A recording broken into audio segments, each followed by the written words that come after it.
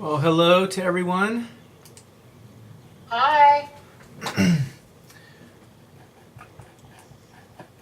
Did you go sailing, Scotty? No, I didn't, unfortunately, but that's probably not a bad thing. I'm working on my motor, my outboard motor. I've got that here at my house, and so I've been kind of working on that. I've got some fuel problems with that, so hopefully I'll get that settled pretty soon. But I really appreciate you letting me know about the wind, because that, Oh, perfect. yeah, I know. I talked to some of my buddies up there, and they were having a really good time. But anyway, we've got Roger and yourself, Joanne. Joanne, let's start with you. What have you got this evening? Okay, if I only have 1.1 gigabytes on my iPhone 5, is that not very much? You mean 1.5 available? Yes. Uh, it's enough for the phone, but you can't really download any movies or anything like that. So what you're talking about is if you go to your phone settings and you go into this settings. Let's see. Let me go back to I think it's under General and then About. Right. Then it tells you the capacity and then what's available. On my phone, I have a 16 gig. You round this up to 16. I have a 16 gig iPhone and I have 3 gigs available. If I wanted to download a movie and watch it on an airplane, that's barely enough. If I want to download 20 albums, that's barely enough.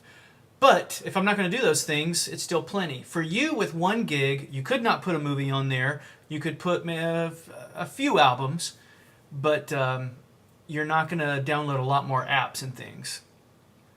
So you might need to think about taking some stuff off if you want to. Okay, I think the only thing I would take off is some photos, but I'm pretty sure, Scotty, you have it set where not all my photos go to the phone. They do go to the iPad, which is 64, but I don't think they go all to the phone. Uh, But how do I verify that? if you want to see, and you have PhotoStream turned on most likely. So what you're talking about really is PhotoStream. If you go back into your iPhone and you go to Settings again, and then you go back until you get to Mail, or you'll see iCloud as one of your selections there. So you select iCloud, and that's going to give you your iCloud settings. At the bottom of that, you have PhotoStream, and then you choose whether to turn PhotoStream on or off.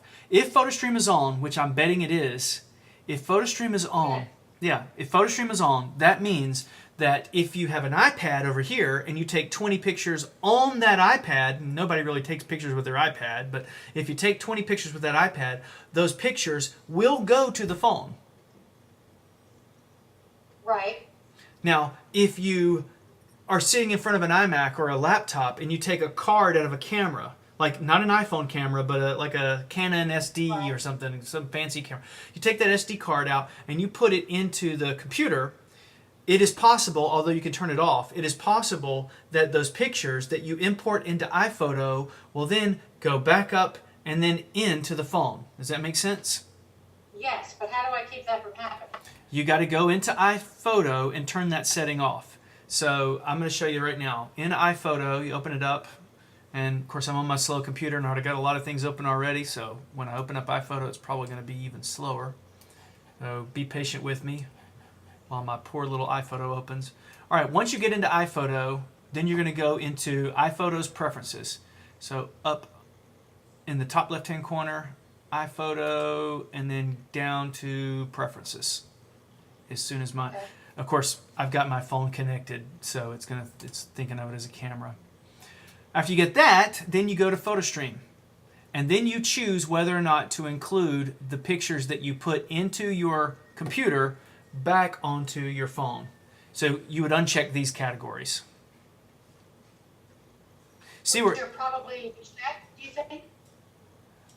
probably checked. If you're importing photos into your computer and they're landing on your phone, in other words, sort of the reciprocal way of the way most people think about them, then you need to go in here and turn this off. And notice where it says, right down here is the one you want to uncheck. Automatic upload. Send all new photos to my photo stream. Well, if you have that checked, then you are sending the pictures you put into your computer over to your phone. This doesn't count the pictures that you take on your phone that are going to your computer. Okay? Correct. Is that? Okay, can I have them sent to my iPad but not the iPhone? No, right now there's no customization at that level of iCloud. It's either all or nothing at all as far as the iOS devices are concerned. Okay, because I have all my photos on the iPad, but that must happen when I sync the iPad to the iMac. Right, you're probably using a wire. And Correct. and PhotoStream only, and Roger, we're going to get to you in just a second. The PhotoStream is it only works really with the pictures that you are currently taking or the last month. But if you have some Walt Disney World pictures from 2007, those have nothing to do with PhotoStream. Those were taken before PhotoStream ever existed. So the only way, well, not the only way, but the easiest way to get them onto the iPad is to plug up your iPad and then go into iTunes and sync them from there. Does that make sense?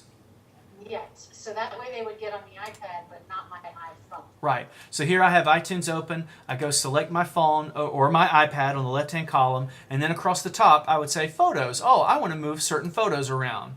So in Photos, then I would choose to sync my photos from my iPhoto library. And once I hit that button, then I can choose, I want to put every picture on, or maybe I just want certain pictures. And this is a dummy computer. I don't really keep too many pictures on this. All right? Okay, I'm going to jump over to Roger. Roger, what can I do for you this evening? Can you answer questions concerning time management software? In terms of like billing or tell me, give me more detail. Okay, for years and years I used Palm Desktop Yeah. for to-dos and calendar. Okay. And since they have gone away, I've not really found anything that I'm happy with. Currently, I'm using Google Calendar, and I'm using an appware called To-Do for my to-do list. Yeah. I'd really like to do everything through iCal. Mm-hmm. I'm currently using a laptop computer for sort of, my main portion of my work, but I do carry an iPhone 4S. Mm-hmm. And I'm not, I guess, I don't know, it doesn't like the iCal to-do list on my laptop shows up as to-dos on my iPhone. Okay. All right. Yeah, we can do all that. So I'm looking for any suggestion to help streamline it. okay. So really the first thing we need to talk about, when you said time management, I thought you were talking about like billing and like I'm going to be on this job for an hour. But what you're really talking about is getting things done. GTD, getting things done. And that's sort of just a whole internet concept. And yeah, I love talking about this because it's something that's really important for me, for myself. And everything that you need to use is already in front of you. You just might not really realize it. So we're going to break this down into two parts of the conversation first: calendars, and then your to-dos. All right, or your. Can I ask one other thing? Yeah. I'm sorry. This is another part of the puzzle. My wife, it's important that we get our calendars synced. So she has a Google account. I have a Google account. Okay. My work also has a Google account, but they don't have anything to do with iCal. So it would be important for my wife and I to be able to sync our calendars. Easily done. Easily done, and you didn't know that you could do it. All right, so I'm going to take a look at this calendar right here in front of me. This is my calendar, and I have this my appointments, things I'm doing. But then if you look over here on the left-hand side, you see a Google Calendar, a Google column. That's because I use multiple calendars. I have a business calendar that is specifically through my website. If you schedule a session, it goes into a whole different calendar. But then how do I get my Gmail calendar and this other calendar and then my normal iCloud calendar into my iCal calendar? The way that I'm going to do that is if I open up iCal and I go under the calendar preferences, I can actually add that account. So it's very easy with Google Calendar. In other words, you've already started with a Google Calendar. You just want to be able to see those events in iCal, and you can do that. So under Calendar and then Preferences, we go to Accounts, and you see I have a Google Calendar set up over here. So I've got an old Gmail address, salesconsulting@gmail.com, that has nothing to do with anything other than there are certain people that I need to share calendars with. I'm doing the exact same thing that you're doing. It's just I'm doing it within iCal. what we got to talk about next is how you're going to share those calendars. So your wife has a Google Calendar and you have a Google Calendar.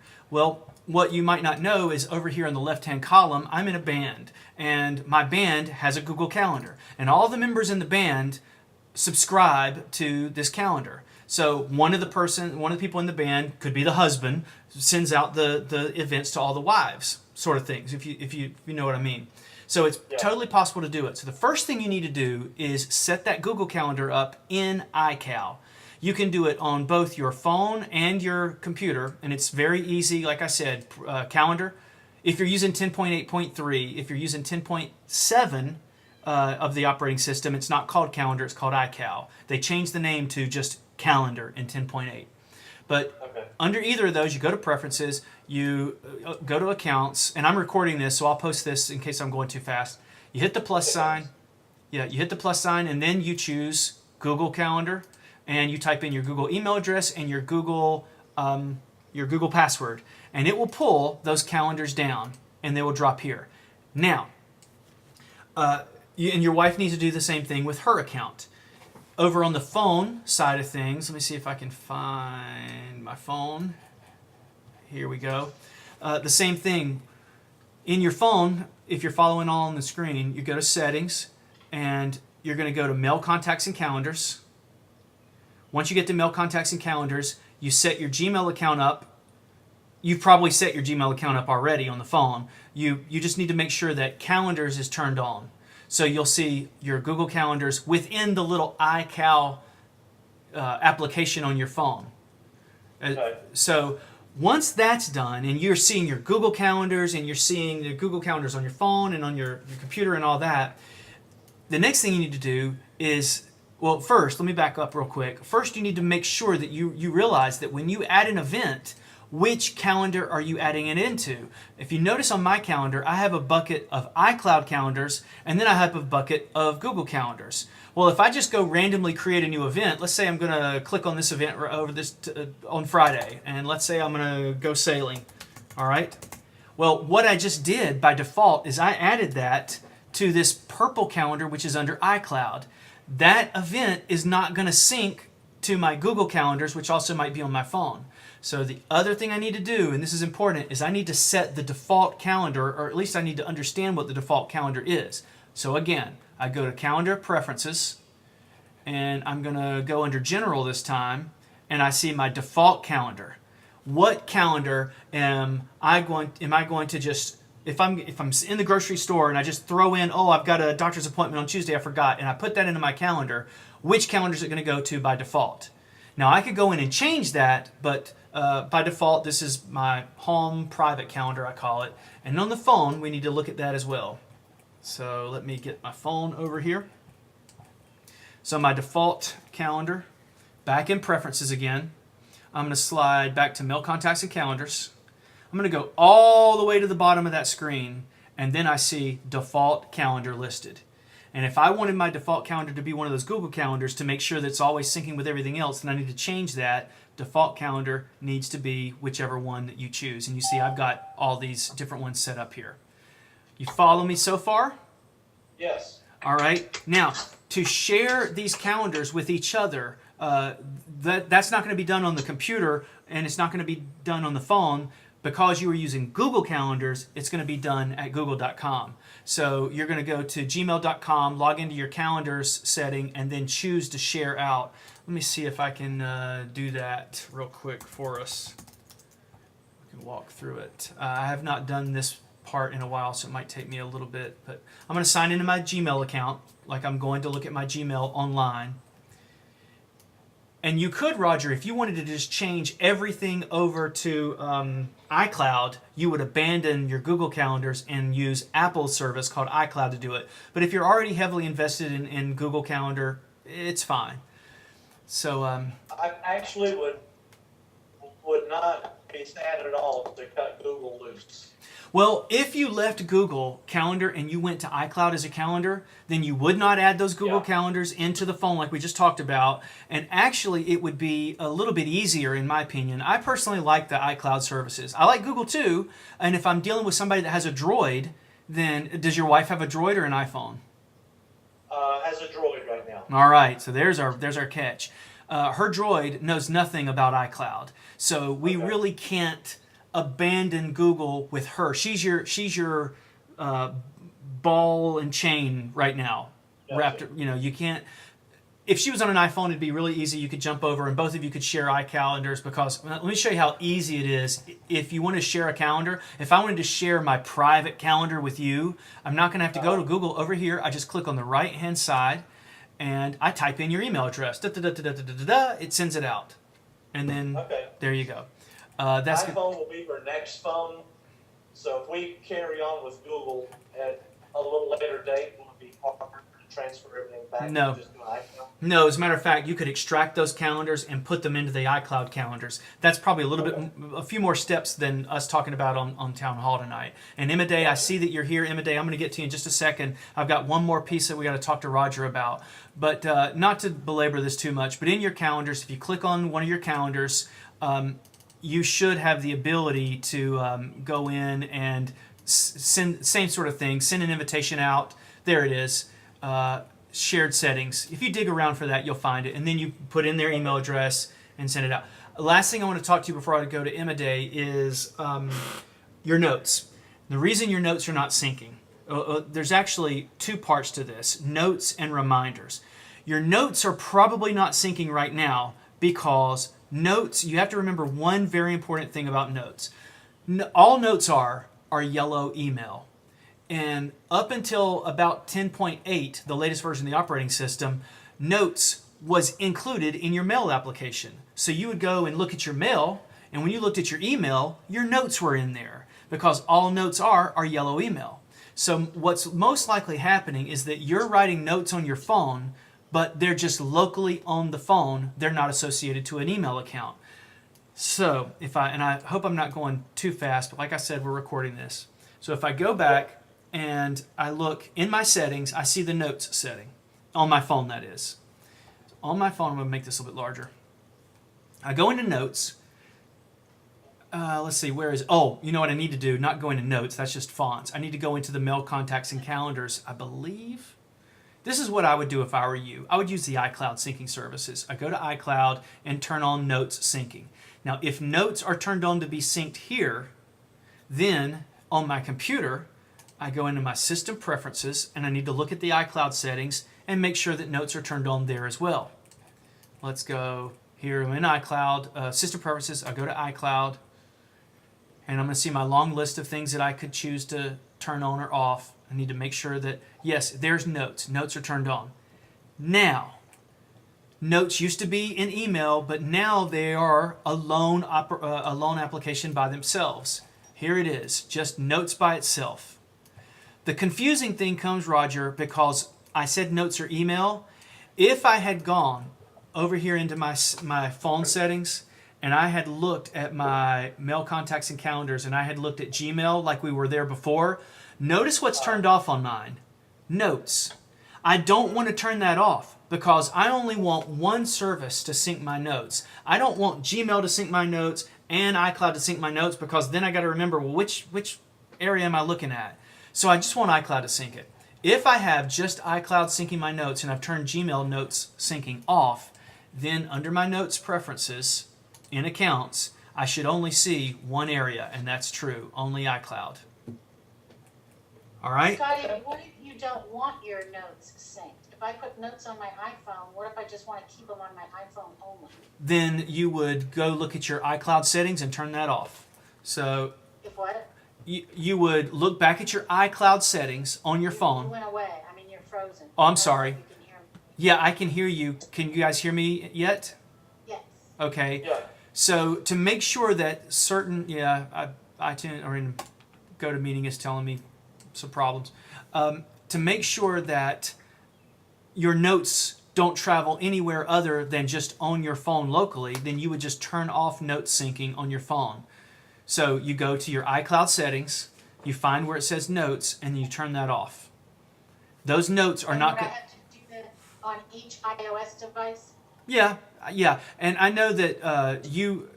It's historically true, Joanne, and Imade might be able to attest to this, that you have strong privacy concerns, that in your normal life you like to make sure that certain things are isolated, and that's totally fine.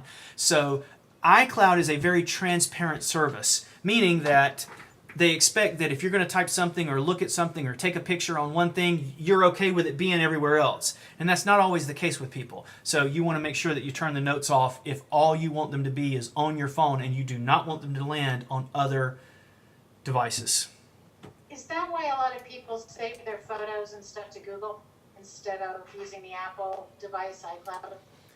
When you say save their stuff to Google, do you mean what they used to call Picasa and then now it's moved over to Google Plus? I believe it's Google Plus. Uh, And they store all their photos in Google Plus. I've heard that several times as opposed to on the iCloud. Well, let me back up and just kind of hit that real quick. And Imade, I promise I'm going to get to you. That's okay. I'm listening. Just Can you don't. hear me? Yes, I can. Yeah. Okay. Joanne, you've heard me say this several times. Google let me back up. iCloud is not a backup service for your photos. I deal with this every day. People say, "Oh, I'm backing my photos up in iCloud." No, you're not, because in 30 days, Apple takes off the 31st oldest picture, the pictures that are 31 days and older, and they delete them off of iCloud. So iCloud is not a backup. It's not a storage area for pictures. All iCloud is a conduit. It's just a doorway to move pictures around on your devices. Once they land on your device, meaning like your iMac or your MacBook, it's your responsibility to back that up through something like Time Machine. So Google is very similar. But they do have a larger storage area. I think Google gives you more space, but there is a new game in town. Marissa Mayer, the CEO of Yahoo, that came in and taking names and kicking butts. She's turning Yahoo around. And I normally don't have very much good to say about Yahoo at all, but I do have one great thing to say about Yahoo, and that is they have taken the service called Flickr.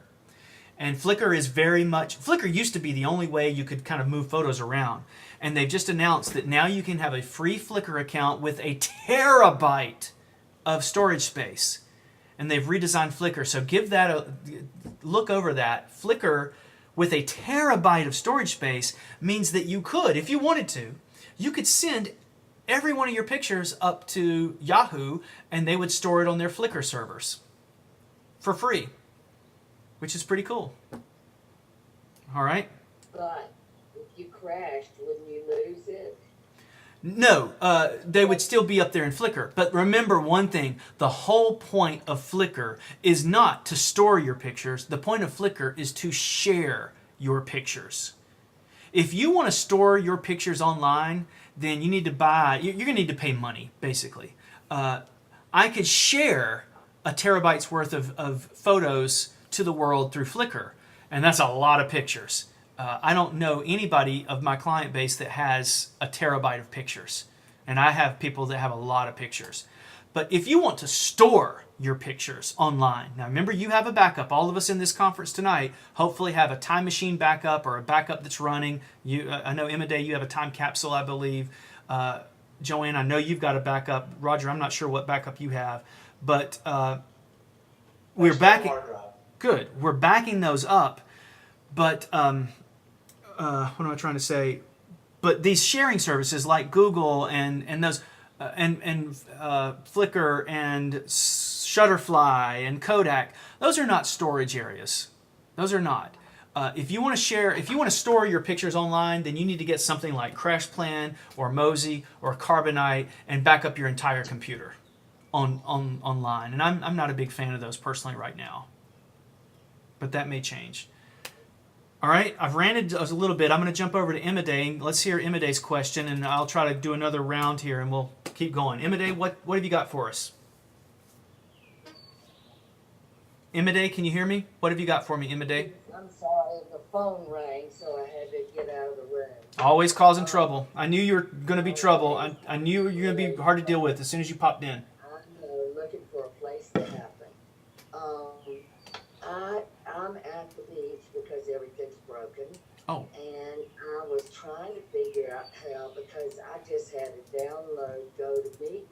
that update part.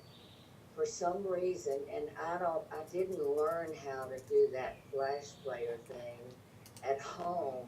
You did it. So I don't know how to get it here for that Sirius radio. You know, you said you have to download. Yeah, yeah, installing Flash. Right, that's a very easy fix. And everybody has a problem with this. So how to install Flash, Imade, the easiest thing for you to do is at this computer at the beach that you're having these problems with. Let me back up and fill anybody else listening in. Imade wants to use the Sirius and XM website to listen to music. But Sirius and XM have decided that they want to use Flash on their website. Well, you've heard me talk about time and time again how Flash is dying and it's almost dead, and there's some websites out there that are still using it. It's never worked, it's never existed on an iOS device, and I think it's going to die pretty soon on our computers as well.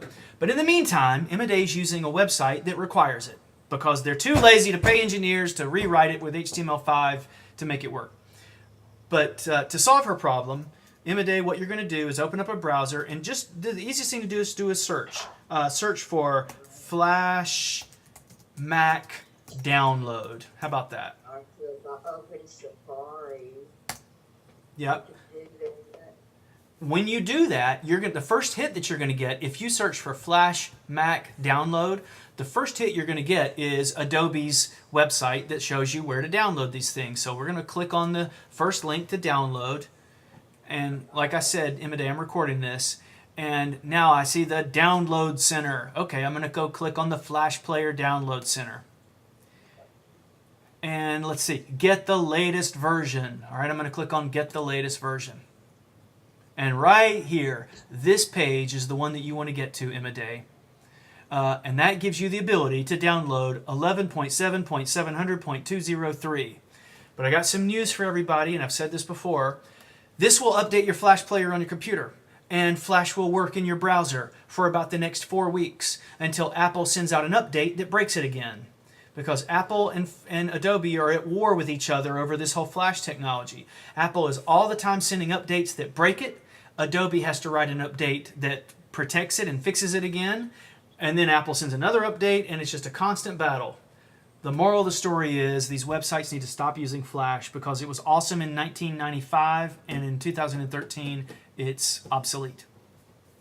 All right, Imade? So we should not do the installations? No, do them. I mean, if you feel like you need Flash, and Flash is really for video, things that move on a web page. If you go to, I use the example, if you go to Disney.com and Tinkerbell flies across the screen, that may have been built in Flash. Okay. Yeah, the thing is basically, basically the yeah, it's just certain technology, certain little things. I went to a website the other day that needed Flash, and I had to install Flash.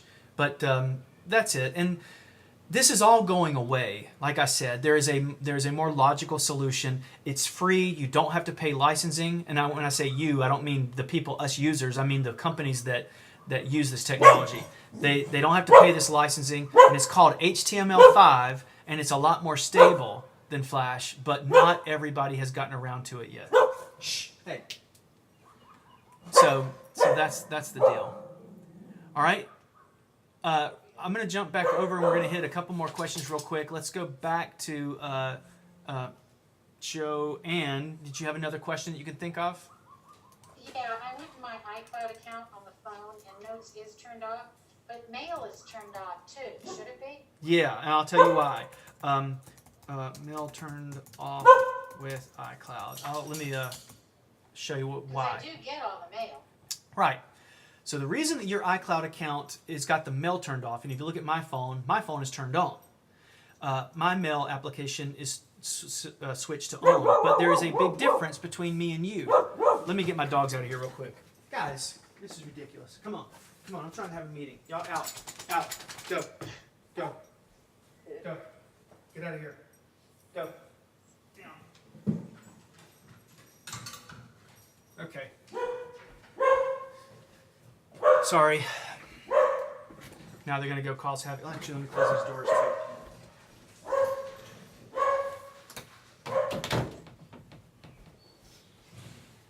my dogs protect me from the evil of my neighborhood.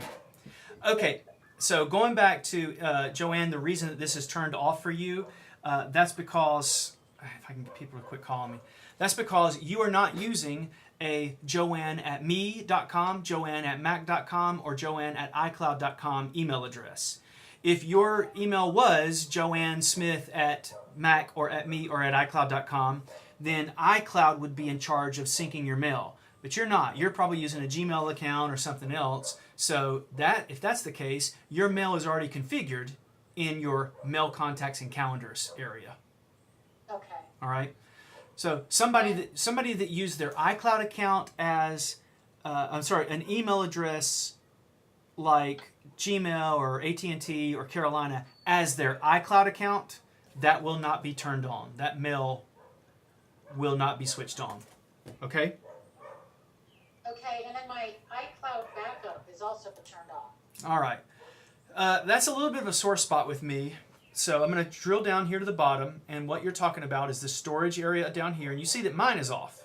Now what Joanne's talking about is this iCloud backup. Okay, notice on mine, it says that up here at the top, total storage available, I have 25 gigs available. If you were to look at that, Joanne, I bet that you probably only have 5 gigs. Exactly. Yeah, and the reason you have 5 gigs is because you did not pay Apple a couple of years ago for an @me.com, @icloud.com, or @mac.com email address. If you had paid for that horrible word we call mobile me back in the old days, then when Apple canceled mobile me, they had to throw everybody a bone. And so they throw the people a bone by saying, hey, we'll give you guys that are members of the club 25 gigs of space, and you can back up your device. Everybody else that signs up for an iCloud account afterwards, we'll give them 5 gigs, but you can pay money. You can click the storage plan button and buy more storage, but you don't want to do that. See, look at this. $40 a year, $50, whatever, 50 gigs. You don't want to do that. And I'll tell you, first of all, I don't think you need to pay Apple any more money just to back your device up when you could just as easily go click it into your Mac maybe once or twice a month and back it up for free. But what are you really backing up? If this iCloud is turned off, if this iCloud backup like mine is turned off, what are you really not backing up? All of your apps are already backed up because you don't own them anyway. You own permission to download them. All of your music, none of your music lives on your device that doesn't live on your computer. So if you're trying to back your music up, you don't need to. It's already living on your iMac. What about your pictures? Well, when you take your pictures, they go through PhotoStream and they land on your computer. At least yours should be, even though I think you turned PhotoStream off. So the only thing that you're really backing up, in my opinion, is the organization of the apps. I have a weather app, and I like to, a little square for weather, a group of weather apps. You're backing that up, maybe. So I say, personally, turn off the backup on your phone and plug it up to the computer every once in a while. Because my whole rant, are you still with me, Joanne? Yes. My whole rant about paying Apple money is because if you turn on that iCloud backup, think about the math. The first question you asked me tonight was, I only have 1 gig of space left. Well, if you have a 16 gig iPhone and you have 15 gigs that you've used, and they've only given you 5 gigs to back up, you're not backing up your whole phone. You're going to have to pay more money to back up your whole phone. So, in my opinion, yeah, it's kind of a way for them to say, oh, well, you want to back up, then here's this pricing plan that we have. And I say don't do that. I say just plug it up every once in a while. The only thing you really need to back up or transfer over, honestly, are videos. You know, you might go out and shoot some video. If you want to get that to your computer, video does not travel over PhotoStream. All right? Okay. You'd have to plug it up and connect to the wire. Yes, go ahead. You thought my photo stream for photos was turned off. How do I verify that? You go into your iCloud settings, and at the top there, about most of the way down, PhotoStream. Your notes, I'm sorry, with you, Joanne, I think it was notes we were talking about. Right. PhotoStream, right. You could choose whether to turn on or off PhotoStream from there. Under the photo stream setting? That's right. And I'm not gonna get into the PhotoStream. We've talked about PhotoStream a lot, so I'm gonna move on here with Roger. I'm gonna jump over. Roger, did you have another follow-up question? Yeah, I'm one of the old fogey type guys. I'm not real interested in having all my stuff stored outside of my control, i.e., iCloud or Google. Okay. Because I'm kind of backing away from Google. Yeah. So my next question is it possible for me to set up a home network and sync my iCal, and my wife's iCal that way? Yes, it is possible to do that, but it's not something you want to do. The services are so easy, like iCloud, and syncing those calendars through iCloud is so easy to do that it's really hard to argue against not using it. Okay. Even with privacy issues and things, if you're really serious about privacy, then instead of putting everything locally in your house, and I'll tell you how you could go about doing this in a second, but instead of moving everything locally into your house, just create a really super duper secure password that has capitals and lowercase and numbers, and it's not a word that you can find in the dictionary. It's like shizbot37 with a capital O, you know. If you do that, you're pretty much safe. But if you did want to host your own calendars and your own everything in your house, your own contacts and things, then honestly you would buy yourself something like a Mac Mini or another computer. You'd sit it over in a corner. You would download the $20 server package from Apple Store. You would pay for a static IP address, and you'd start hosting your own server in your house. It's just so much easier just to turn on iCloud calendars and be done with it. I think you've had a bad. Go ahead. I'm sorry, I was just going to say, so in light of things that we've heard in the news recently about security,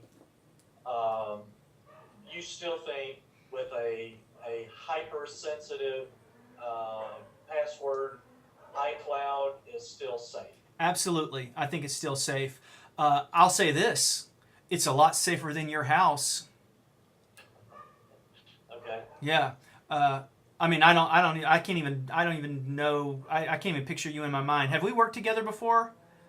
Yeah, you repaired a laptop for me. You came to my house. Your battery died, and I gave you a jump. Oh, wow, that was a while back, and you're way out in the country. You're way out in the country. Yep. I remember. Yeah, now I remember. I'm no longer in North Carolina. I live in Kentucky now. Oh, okay. All right, great. Yeah. All right. Well, very good. Well, thanks for joining us tonight, because this is exactly. You're hosting this. Yeah, this is exactly what this is for. Joanne and Emma Day are old folks. They come. I mean, I don't mean like old folks. I mean they're in every week. Yeah, so they don't mind being ignored sometimes. But yeah, and please join us again, Roger. But yeah, absolutely. Just as long as you have a really strong password. And here's the other thing: if you're not password protecting your phone itself, then you lose your phone, you leave your phone at Applebee's, I'm going to pick your phone up. The first thing I'm going to do is take it off the internet. I'm going to go home, and I'm going to look through all your stuff. You know, and I want to take it off the internet because if it's on the internet, then you might be able to use iCloud to use Find My Phone to find where it is. So if you're password protecting your phone, in other words, the little 4-digit code, you know, you've seen people with that, then that's a lot more secure. That's very secure. How do you take it off the internet? Let's say I find a phone. Let's say I'm sitting at Applebee's and you get up and you walk out and I look over and I go, oh my gosh, that lady left her phone. And I'm not going to be a good Samaritan. I'm going to steal it. So first thing I want to do is get it off of the network so that nobody can see it. So first thing I want to do is go into my Wi-Fi settings and I'm going to turn off Wi-Fi. Click off. Next thing I'm going to do, so that I'm not connected to a Wi-Fi network, next thing I'm going to do is put it into airplane mode. If I put it into airplane mode, then that kills the 3G or the LTE, so that now I'm basically off the grid. It's just an iPod Touch. Therefore, nobody can go to iCloud.com and locate where that phone is. But most bad guys don't know that. And most bad guys don't really care about your data. Most bad guys just want to take this and sell it at a pawn shop, you know, for $40 or something. So they don't care about your data. And in all honesty, this reminds me of a discussion that I have very often with parents that have young children. everybody that has young children they're so concerned about stranger danger. And yes, that is absolutely something to be concerned about. Just like lightning is also something to be concerned about. But what is more important to be concerned about is when it comes to protecting your children are how are your children treating their friends and how are their friends treating you. It's not the stranger that's walking down the street that's going to abduct your child. It's the friend that goes on Facebook and says, you know what? Guess what? I heard that Joanne was pregnant. And yep, Joanne's pregnant, and she doesn't even know who the daddy is. And the kid's 13 or 14 years old, and now that's destroyed their life because now their whole world's upside down. That's the enemy those children have to worry about. The reason I bring that analogy up is because people are more worried about their information when honestly, most of the thieves that are sitting in Applebee's, they don't care about your info. They want the device. You know? And while I'm at it, if you do lose your device, you can remote wipe it, and it's very easy to do that. You go to iCloud.com, you log in, and there's a Wipe My Phone feature there. And there's also a Find My Phone feature. So let me log in real quick. And you may have seen this in the past. Oops. And I think I know my password. Yeah, so here when you get here, you can then look at the Find My Phone area. And if I've lost it, and I've had clients that have, contacted me, and we go over there and I say, well, and they've lost their phones, and we go over there and we look at it, and we see the little blue dot that you're about to see here in a second, just moving right down the interstate because somebody's driving down the road. So there's a map, and there are all my devices there. And if I wanted to wipe one of them, I look at my devices. Look at all these devices I got on here. I find that device, say Scotty's phone, and then I can wipe it from there. See, it says erase. All right. Emma Day, what else you got for us? Are you still with us, Emma Day? Yeah, I was just thinking about the airplane mode. I've heard you should put it on airplane mode if you're traveling by airplane, because it doesn't cost you any whatever time or something that way. Well, I'll say it like this. I'll give you the facts, and then I'll give you a short opinion. The fact is, the FAA, that is, they do not want your phones on when you take off. They don't want your phones on when you're taking off or when you're landing. The fact is, I think it's a regulation, federal regulation, that you turn your cell phone off during takeoff and landing.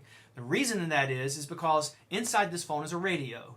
And this radio, I don't mean like WBCY 108 FM radio for any of you old Charlotte people. I'm talking about it's a radio receiver, a transmitter. And they don't want 250 transmitters broadcasting while they're trying to use their own radio. Now, the fact is that it's a completely different frequency and it's not really that big a deal, but the FAA says turn it off. So that's why there is an airplane mode. You turn that... No, but here's the other thing about it. I was on a flight just last week and they said turn it off. Don't put it in airplane mode, turn it off. Now, whether they know what they're talking about or not, I can sit there and debate with them, but the fact is it's the law to turn it off when you're taking it on, when you're landing and taking off. So I do that. And then when I'm in the air, I might turn it on because you're so much higher that your phone is not going to be able to connect to the radio receivers down, the antennas down on the ground, the 30,000 feet below.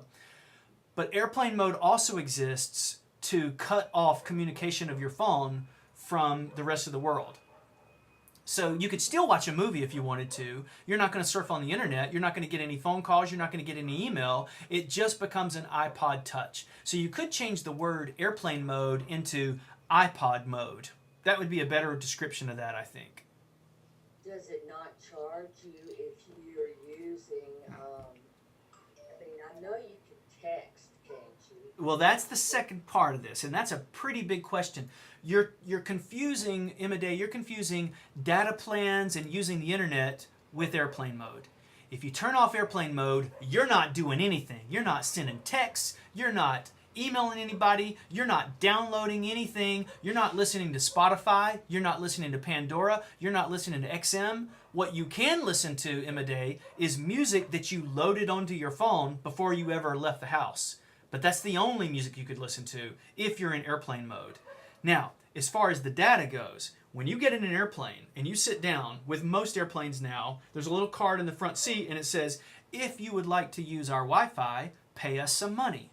And I think it's called GoGo, something like that. I don't know what the service is, but all these services, you pay them per day or per flight. Basically, you pay to get on their internet. Now, if you look at my iPhone, you see two different services, AT&T and then the fan, or I'm on my wireless network. In the airplane, AT&T is not working. Verizon's not going to work. You're too high up. So now some planes do have Wi-Fi connections. So you have to connect to their network, and then you have to pay them money if you want to do it because you're a captive audience. You can't connect to a Wi-Fi. Go ahead. I thought for some reason that you have to pay when you go to, like in, if you were on just Wi-Fi with your network, when you crossed lines and you didn't have the service at home, you went to another county, another state, Okay. that you were paying for a data plan, whether you used it or not, if it was on. So in your situation, Emma Day, are you talking about when you get off of the airplane in Texas, something like that? Yeah, or Okay. if you've got it on and if you're in an airplane and you have it on, but you're crossing state lines, city line, whatever you're doing, and you end up with just Wi-Fi and not Safari or something else, that you're not having to pay for that data plan. Is she talking about roaming, Scotty? Yeah, roaming, that's it. The days of roaming are kind of over now. You have a data plan, Emma Day, and what's your carrier? AT&T? No, it's Verizon. Okay, that's fine. So let's say you took a trip right now this week. Let me back up and say this. Let's say your internet goes down in your house and you have no more Wi-Fi, and all you have is your Verizon 3G network on your phone. And you spend the next 2 weeks only doing that in your house on your phone. You're eating away at your data plan. All right? Eventually, Verizon's going to send you an email saying your data plan is you've eaten all your data on your data plan. In the future, you might want to join a Wi-Fi network so you don't get charged. But if you'd like to continue using just the 3G plan that we've given you, pay us some more money. Scenario number 2, you get in a car and you drive all around the country. You're not on a Wi-Fi network and you're using Verizon data only. It's the exact same. The days of roaming are pretty much over because A, the coverage is so vast that it's not that big a deal, and B, there's a buffer built in to it's not like it was 7 or 8 years ago where if I was driving from one side of the state to the other and I fell off my network, that I was in this roaming world. It's a whole lot different than it used to be. Is Okay, that so you're not eating up data if you're not using it in the car or in the plane. if you're not using it? On. If you have it on, you're not using up roaming data if you're not using it. It's pretty insignificant. And Joanne would attest to this. When you take your phone overseas, that's a whole different thing. That's a whole different thing. Joanne, do you have AT&T or Verizon? Verizon. All right. And Joanne, your phone does not you do not get phone calls overseas. Is that correct? Well, from what I understand, I could since it is a 5, but no, I don't even take it with me, and I use Skype credit on my iPad. Yeah, that's right. But that's a different conversation, Emma Day, than what we're talking about in the United States. In the United States, Emma Day, you can go anywhere you want to, and I know enough about you to know that you're not going to eat a lot of data. You've probably never even hit your data cap. I don't even know what to do for it. Yeah. The best advice that I can give you, Emma Day, is to first, A, don't worry about it, and B, always connect to a Wi-Fi network when you can. If you are in your house and you go lay down in the bed and you want to maybe go over to Netflix and watch a little Netflix movie on your iPhone, which I do all the time. I watch Arrested Development on my iPhone when I'm on my boat or whatever. If I'm if I'm going to watch something, I know watching things takes a lot of data. I want to be on a Wi-Fi network to do that. I don't want to use AT&T 3G to do that. So when I'm on my boat and I'm out anchored up and I'm spending the night and I'm going to watch something on my phone, I'm eating my data plan because I'm not close enough to Joanne's house to get on her Wi-Fi network. Okay. All right? What was I gonna ask you about that? Oh shoot, I had something in mind to ask. I can't think of it now anyway. You keep thinking I'm going to jump back over to Roger and make sure he's still alive. Roger, you still with us? I am here. All right, you have any other follow-up? I'm going to be wrapping this up pretty soon. Yeah, just I was following along on my iPhone, and I went to the iCloud screen. I was just kind of looking around there. Now, if I wanted to click, sync my mail, it popped up and said that create a free iCloud.com email address to turn iCloud mail on. Right. I don't know. I guess I'm not thrilled about having another email address. And don't. Is- Don't use that. At the top, you're probably already signed in to an iCloud account, right? In other words, if you look at my Yes. screen, you've got an email address up there. It could be at Gmail or at peanutbutter.com. It doesn't matter. And then down here at the bottom, you've got some things turned on.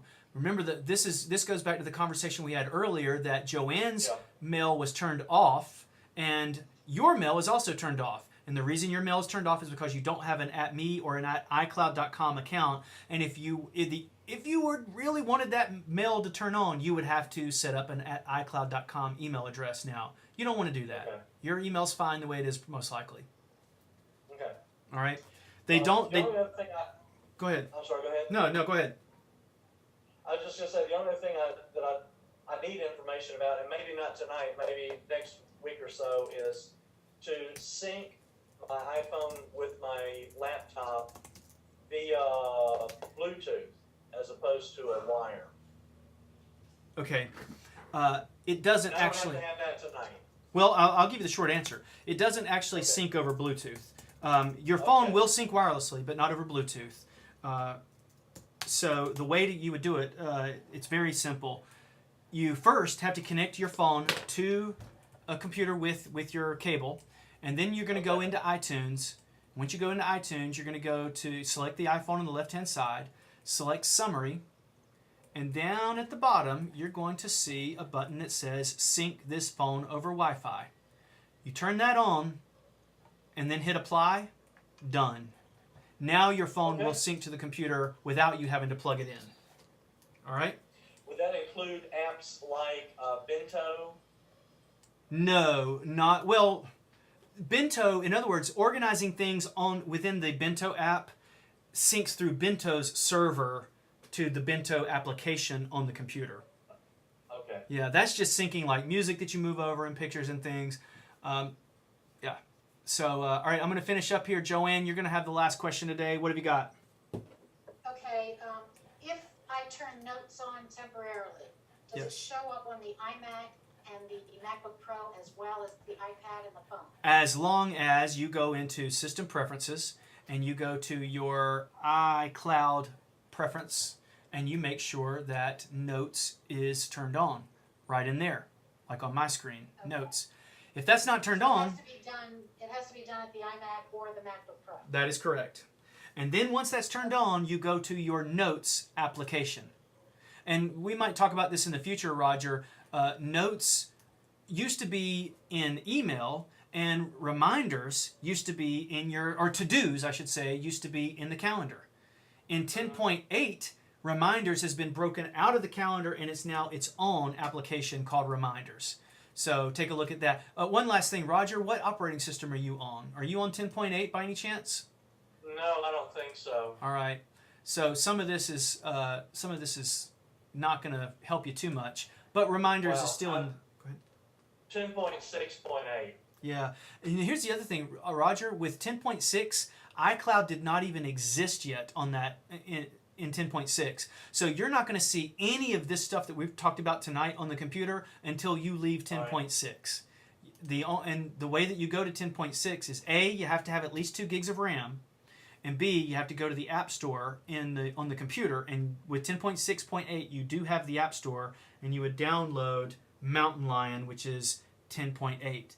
But lastly, have you bought a new computer since I worked with you a couple of years ago? Oh yeah.